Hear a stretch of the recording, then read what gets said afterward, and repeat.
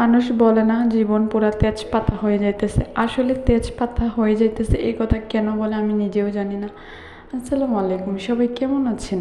তো আজকে নিয়ে আসলাম জীবন নিয়ে কথা বলার জন্য। আসলে জীবনকে মানুষ কেন তেজপাতার মতো হয়ে যাচ্ছে বলে আমি নিজেও জানি না। আমি নিজেও কিন্তু উচ্চারণ করি আসলে জীবনটা তেজপাতার মতো হয়ে যাচ্ছে। আসলে তেজপাতার মতো কেন হয়ে যায়?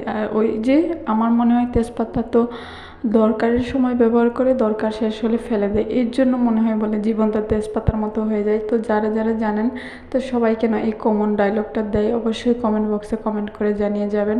তো আমি এদিকে কাজ করতে চলে আসলাম। জীবনটা তখনই তেজপাতা হয়ে যায় যখন কাজ করতে করতে আসলে কাজ ফুরোয় না।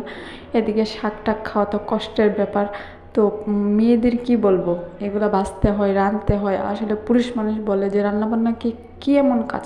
আসলে এই যে গোছানোটা, রান্নাবান্না তেমন একটা কাজ না ভাই। এই যে এই গোছানোটা যে কত ধরনের কষ্ট, কত পরিমাণ যে মানে কি বলবো, এটা যদি জানতো তাহলে এই কথা বলতো না। অনেক বড় বড় শেফ আছে, হ্যাঁ অনেক বড় বড় শেফ আছে, তারাও বলে যে রান্না কি এত কষ্ট? আরে ভাই রান্না তো কষ্ট না, তোর এত জোগাড় করে দেয়, তোর এত গুছাইয়া দেয়, তুই কেমনে বুঝবি যে রান্নার এত কষ্ট?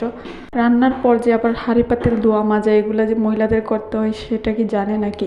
শেফ তো শুধু রান্নাই করে, তার কাজ রান্না করে, সে কি করে বুঝবে এগুলোর গোছানোর কথা?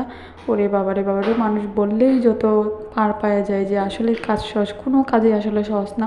সব কাজকে শ্রদ্ধা করে বড়োভাবে দেখতে হবে, কোনো কাজই ছোট না মানুষ বলে, কিন্তু আসলে মানুষজন ম্যাক্সিমাম কাজকেই ছোট করে বলে। কথাই বলে যে কোনো কাজই ছোট না, আসলে সে যদি বড় লেভেলে হয়ে থাকে তাহলে নিচু জাতের মানুষের কাজকে ছোট করেই দেখে। মেন কথা হচ্ছে জীবন নিয়ে আর চলে না। জীবন নিয়ে টানা হেঁচড়া করতে করতে কত দূর যে যাওয়া যাবে জানি না। মানুষ বলে সাকসেস হয় এত সহজ না, আসলেই সহজ না। যতই চেষ্টা করো, কপালে যদি তোমার না থাকে, আল্লাহ যদি কপালে তোমার সাকসেস লেখা না থাকে, তুমি যতই করো, যতই গটর বটর লটর বটর করো, কোনোভাবেই সাকসেস হওয়া সম্ভব না। তো ধৈর্য ধরে অনেক কাজ করার পরে সবার কপালেই যদি বড়লোক লেখা থাকতো তাহলে আর পৃথিবীতে ধনী গরিব বলে পার্থক্য থাকতো না। এটা মাথায় রাখতে হবে। মানুষ যে বলে চেষ্টা করলে নাকি সফল হওয়া যায়, আরে ভাই সবাই যদি সফলই হতো তাহলে তো আল্লাহ সবাইকে ধনী বানিয়ে দিত, সবাইকে গরিব বানিয়ে দিত। তো এই কথা আমি বিশ্বাস করি না। কপালে লেখা থাকলে এমনিই ভালোভাবে চলবো, এমনিই সব কিছু মিলিয়ে ভালোভাবে চলতে পারবো, ঠিক আছে? তো এইসব নিয়ে মাথা ব্যথার কোনো কারণ নেই। আল্লাহ যেহেতু পৃথিবীতে পাঠাইছে, না খাওয়াই রাখবে না, কোনো না কোনোভাবেই তার রিজিক দিয়ে দিবে। তো এটা নিয়ে টেনশনের কারণে মেন কথা হচ্ছে আমরা যারা গরিব মিডিল ফ্যামিলি তাদের একটু কষ্ট বেশি করতে হয়।